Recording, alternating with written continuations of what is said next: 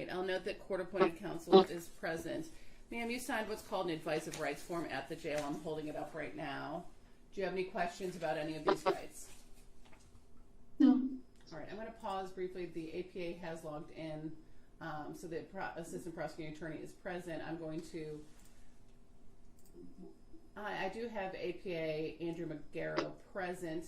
We did start the arraignment. We're just going over rights at this point, Counselor. We did start because all the parties were present. I do have the officer in charge as well as pretrial services present in my court. Could you state your name for the record, please, Mr. McGarrow? Yeah, Andrew McGarrow, appearing on behalf of people, Your Honor. Thank you. All right, so again, just to update you where we're at, I'm in the process of going over her rights, but we went over contact information. She waived formal reading. We're entering a not guilty plea. For your record, Counsel, the probable cause conference is set for February 9th at 8:30 for Judge Karniak. And if she chooses, Ms. Hernandez chooses to have an exam, it's set for February 17th at 8:30 for Judge Karniak. Again, I believe the PCC will be via Zoom. All right. So, Ms. Hernandez, as I mentioned, I'm holding up an advice of rights form that you signed and dated at the jail. Do you have any questions about any of these rights? No. The key rights on here are your right to remain silent. Anything you say could be used against you. You have a right to I'm recording this. You have a right to an attorney. If you couldn't afford one could be appointed for you. And you have a right to a trial by judge or jury where you're presumed innocent. The burden of proof's on the prosecutor. You have the ability to call, see, hear, question witnesses.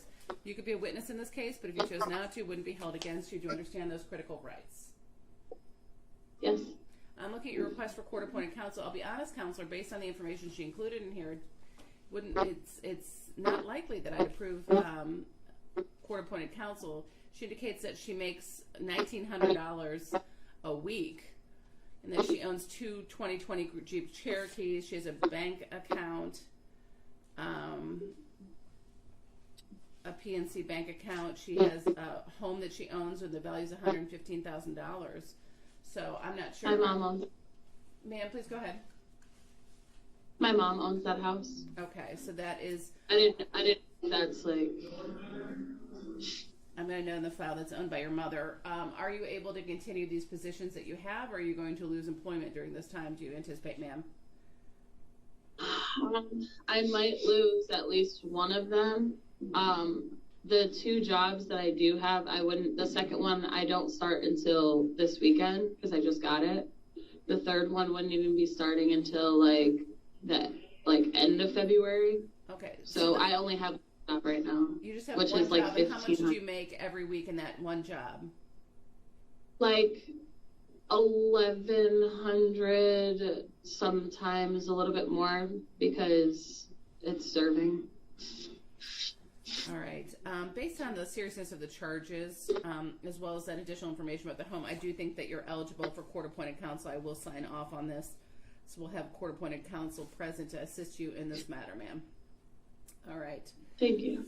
So we have gone over your charges. We've gone over your rights. We've gone over request for court-appointed counsel, which I did just approve. The last piece we need to talk about today is about bond. The point of bond is protect our community and make sure you come back to court. Those are the two areas that I'm really focused on. So I'm going to focus, I'm going to hear first from pretrial services. Mr. McGarrow, do you want to address bond? I will, Your Honor, yes. Okay, and OIC Detective Conley's present as well. I'm not sure if you two will both address bond, but they may. So what I'll do is I'm going to hear from Ms. Finley from pretrial services. Then I'll hear from Mr. McGarrow and or Detective Conley, and then I will hear from your attorney, ma'am, and then I'll set bond. Please go ahead, Ms. Finley. Darla Finley for Trial Services. The defendant was interviewed, background information was verified. She is 34 years old, married. She does have a 4-year-old child that she has full custody of. She is living with her mother at the Filomeno Boulevard address in Lincoln Park for the last, she stated 10 years. And speaking with her mom, though, she's only been there for the past year consistently. Prior to that, she was living in Texas with her husband for 8 to 9 months. She does report the full employment as a server in Royal Oak for the past 4 months. She last worked on the 24th. She stated that she has completed her GED. She also did mention that she has other employment lined up as a bartender and server that she's supposed to start in the near future. She did report the use of alcohol use. Last used alcohol 3 years ago, first tried it when she was 21. No prior substance abuse treatment, no health concerns or prescribed medications currently. She does have another hold out of the 25th District Court. She's not currently on probation or parole. She was last discharged from probation on 11/20 of 2023. She has previous assaultive contacts involving violence. However, she has no prior convictions for assault on her record, no history of failing to appear. The alleged incident involves a homicide located in Rochester Hills. The alleged victim's wife was present during the alleged incident. There were, according to Clemens, no prior police contacts between the defendant or the listed alleged victims in this matter. They appear to all be strangers. She does have 2 co-defendants in this matter. Given she has a verified release address, strong ties to the community, she is gainfully employed. Although she is facing serious allegations and has connections to other states, there are conditions of release that can help mitigate and ensure public safety and her appearance. We are recommending release with pretrial supervision, a GPS tether prior to her release, only to leave her home for verified employment, verified medical appointments, attorney visits, and court dates. That she not possess a firearm or dangerous weapon, no assaultive contact with anyone, no contact with alleged victims or any of her co-defendants. That she not go to the Newcastle address in Rochester Hills. Thank you, Ms. Finley. Mr. McGarrett, please go ahead. Yes, Your Honor. I handled the case with the co-defendants through trial back in September, October. I know Mr. Hernandez does not have a lengthy criminal history. However, the facts of this case are quite serious. The charges themselves are quite serious. I believe she is intimately involved with the planning and preparation of this of the homicide that occurred last year. And she also was intimately involved with helping her husband leave the state of Michigan and avoid criminal charges here. One of the factors that this court is to look at when determining bond is the likelihood of conviction and the possibility of a prison sentence. I have calculated the guidelines of 84 to 140 months as charged in this case, Your Honor. I believe a high cash bond is necessary to protect the safety of the community and to ensure that she remains in the state of Michigan, because over a year ago, when this case happened, she was involved with transporting her husband back to the state of Texas. They were picked up in the state of Louisiana. I believe, ensure her appearance in next court dates, I believe a high cash bond is absolutely necessary. When you say high cash bond, what do you mean by that? And, a minimum of $100,000 cash, Your Honor. Right. No 10%. Thank you. Judge Conley? Yes, ma'am. Through this investigation, substantial evidence has been obtained. Shows that Amanda had knowledge of the crimes. She helped facilitate the planning of the crimes, helped facilitate the crimes themselves, as well as the attempted escape following the commission of this crime. This department's also obtained information of a failed to appear history out of Lincoln Park. Mrs. Hernandez also has ties out of state, specifically Florida and Texas. Through this investigation of this matter, evidence has been obtained that clearly shows Mrs. Hernandez immediately fled the state with the co-defendant, Carlos Hernandez, on their way back to Texas. They were stopped in Louisiana. That's where Carlos was taken into custody. There was a nationwide be on the lookout for them that was put out at that time when they were stopped in Louisiana. Due to these reasons, I have reason to believe that Ms. Hernandez could possibly be a flight risk and that her return to court in this matter is not guaranteed. And that's why I'm asking this court to put in bond conditions that would secure that interest. I'm requesting the court consider a $100,000 cash bond, no 10% provisions, as well as a GPS tether upon release. I further request that this court place a no contact order with the victim, any of the victim's family, as well as your 2 co-defendants, Carlos Hernandez and Joshua Zuazo. Thank you. Counselor? Yes, Your Honor. So the information provided by pretrial services is correct. I did just want to, before I go into the bond factors, address some of the things that the detective was saying. Ms. Hernandez was not a co-defendant when there was a warrant issued for her husband. So to say that she fled the state, she was not under any obligation to remain in the state. She is, a resident of the state of Michigan, and she has a stable residence. She's employed. She doesn't have any prior criminal convictions. So having no prior criminal convictions, I don't know how we can, articulate that she has a history of failure to appear because she doesn't have any convictions. The charge that she's charged with. So just, to, I guess, mention the statutes and the law a little bit. A defendant, most defendants pre-trial are entitled to a reasonable bond. That's both a constitutional and a statutory right. And I want to point the court to People versus Giacalone, which is 16 Mishap 352 MCL 765.6 and MCR 6.106. You can, for sure not deny bond in this case.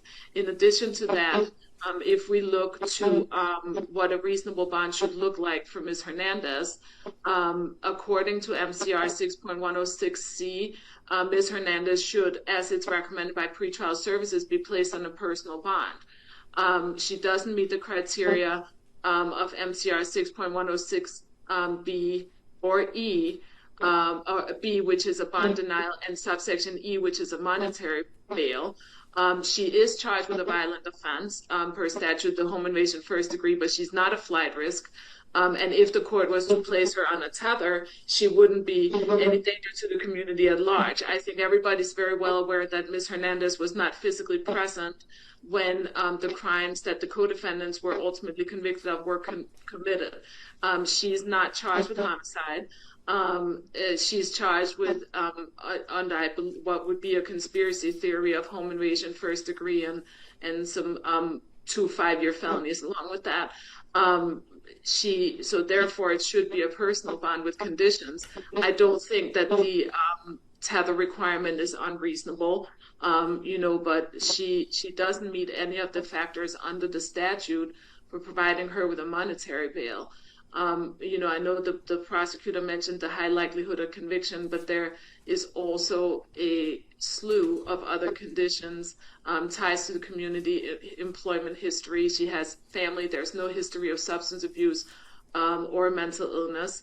She has a stable residence, family support, 3 jobs, 2 of which she's scheduled to commence soon. And, quite frankly, she's been in the state of Michigan even throughout the time that her husband went through trial, was convicted, and has been sentenced. She didn't go anywhere. So I do believe that both the 8th Amendment to the United States Constitution and also Article 1, Paragraph 16 of the Michigan Constitution demand that you provide her with a personal bond with, whatever other reasonable conditions you deem appropriate. So that's my request. Thank you. Again, my focus is, are you a danger to our community? Will you come back to court? And when I'm looking at the factors, I agree with your counsel that you personally weren't fleeing the state, but the allegations are that you assisted your husband, who was a suspect at that point in a homicide, to leaving the state. So I agree. And yes, you might not have a history of failing to appear in that you didn't have criminal offenses, but there is an open warrant for you out of the 25th District Court. So I'm saying that you failed to appear in that case. And we have a situation here where the allegations here, the seriousness of this offense is significant. The allegations are you conspired to commit a home invasion in the first degree. That's a very serious, violent charge. Allegedly, the second is that you're accessory after the fact to a felony, and that felony again, is serious both in its violent nature and the potential consequences, and then a conspiracy to commit false impersonation of a public utility worker. And again, that all ties into the allegations that you were part of this larger scheme that resulted in someone losing his life. Okay, so the seriousness of the offense charge is significant to me. Protection of the public is concerning when there's allegations of violence. And when I look at your criminal record, I agree that it's not significant. But the factor that weighs very heavily for me is the probability of you appearing in trial. Okay, that concerns me, that allegedly you identified an issue with your husband and assisted and were with him as he fled the state. Okay, to me that shows knowledge of something, and your choice to leave the state to try to escape prosecution, your husband's prosecution. So I'm concerned about that. Huge factors to me, seriousness of the alleged offense, and that fleeing, okay, alleged fleeing with your husband you were not charged, and I agree with your counselor on that, but you assisted him in fleeing when these charges were pending clearly. So I'm concerned. I don't believe a personal bond. I disagree with pretrial services. I disagree with your attorney. I do believe under the court rule and under the factors I'm to assess based on the information received from pretrial services and my analysis of the case that a personal bond is not appropriate in this case and will not protect our community and will not ensure that you'll come back to court. So I'm going to order that you, your family, friends, or agents will have no contact by any means. That's personal, not just personal contact, but contact by mail, telephone, or electronic equipment with Linda Murray and her family. You are not to return to the premises known as 3730 Newcastle Drive in Rochester Hills. You shall not possess or have in your place of residence any firearms or other dangerous weapons. No assaultive behavior towards anyone. You'll be supervised by pretrial supervision. You must contact them by the next business day after your release, okay? You, before being released from Oakland County Jail, you shall wear and pay for a GPS tether. And I believe a tether is appropriate, again, because of my concern about you fleeing. You have out-of-state contacts in Texas while you were picked up in Louisiana and then Florida. So, again, I'm concerned about you not being here. So, while on tether, you may leave the home for medical appointments, court appearances, verified employment, and attorney visits. You shall appear for all appearances and notify the court in writing of any change of address or phone number. You shall not leave the state of Michigan without permission of the court or violate any local, state, or federal laws. I'm also ordering no contact with Carlos Hussein Murray or Joshua Zuazo.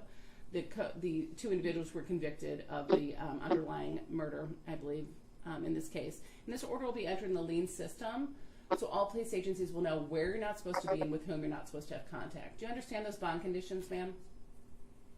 Yes, ma'am. And as I indicated, I don't believe a personal bond is appropriate based on the facts presented and the information presented today. So I do agree $100,000 cash surety bond, no 10%, is appropriate in this case. You'll have an opportunity to, again, address bond when you go before the judge for your probable cause conference. But based on the information I have today and my concern about you coming back to court and because of the seriousness of these offenses, you can address it with Judge Karniak on February 9th at 8:30, but your bond is set at $100,000 cash surety, no 10% with those bond conditions. Do you have any questions for me, ma'am? No. Is that a yes or no, ma'am? No. Okay. Counselor, Ms. Bunzo, you're muted. Yep. I was just saying she said no. She was just soft-spoken. Okay. All right. Sorry. Thank you. All right. This concludes your case, ma'am. Wish you the best of luck. We'll see you on February 9th at 8:30 for Judge Karniak. I believe that'll be via Zoom, but look at your paperwork. Thank you for logging on, Ms. McGarrett, as well. And thank you for being here to check the Thank you, Your Honor. Take care. Appreciate it. Thank you. Okay. Thank you, Anna. So, ma'am, you can just open the door and let the deputies know you're done, okay? Okay. Am I allowed to talk to my attorney? Not at this time. That would be a separate time. You're going to be appointed a new attorney. She was here for your arraignment only, okay? Okay, She could be your thank you. attorney, but I don't know. All right? Okay. Thank you. Thank you so much.